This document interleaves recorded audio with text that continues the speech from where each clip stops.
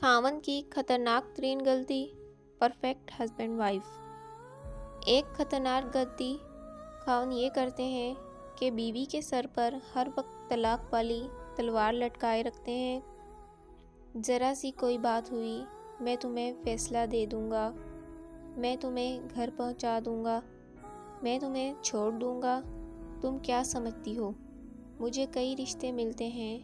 یاد رکھنا، جس خاوند نے بیوی کے سر پر طلاق والی تلوار لٹکا دی، اب اس بیوی کو کبھی سکون نہیں مل سکتا۔ خاوند تو ایک دفعہ کہہ کر چلا گیا کہ میں تمہیں طلاق دے دوں گا، لیکن وہ یہ نہیں سوچتا کہ بیوی کے ذہن کے اندر کیا طوفان مچ گیا۔ اس کو تو اپنی ذات بے سہارا نظر آنے لگی۔ اب وہ بیٹھ کر سوچتی رہتی ہے کہ اگر یہ بندہ مجھے چھوڑ ہی دے گا تو میرا کیا بنے گا، کیونکہ اب اس کو احساس تحفظ نہیں رہا۔ وہ سوچتی ہے اچھا میں جاب کر لوں گی، ماں باپ کے گھر تو نہیں جا سکتی، اس لیے مجھے اپنے آپ کو سنبھالنا ہے۔ لہٰذا اب اس کے ذہن میں شیطان الٹی سیدھی باتیں ڈالے گا کہ تم اس طریقے سے اپنے آپ کو سہارا دے لینا، اور تم اپنا تعلق فلاں سے بھی رکھو۔ ہم نے تو یہ تجربہ کیا کہ جو لوگ بات بات پر کہتے ہیں کہ ہم تمہیں طلاق دے دیں گے، ان کی بیویاں اگر دیندار نہ ہوں تو وہ دوسرے مردوں کے چکر میں پڑ جاتی ہیں، ان کو بھی متبادل کے طور پر رکھتی ہیں، پھر ان کے ذہن میں گناہ نہیں رہتا۔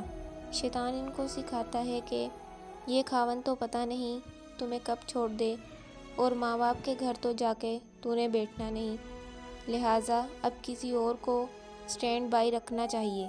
لہٰذا یہ عورت اپنے خاوند کے گھر رہتے ہوئے کسی نہ کسی سے اپنا تعلق اس درجے میں رکھتی ہے، اگر یہ مجھے چھوڑے تو کوئی دوسرا اپنانے والا ہو۔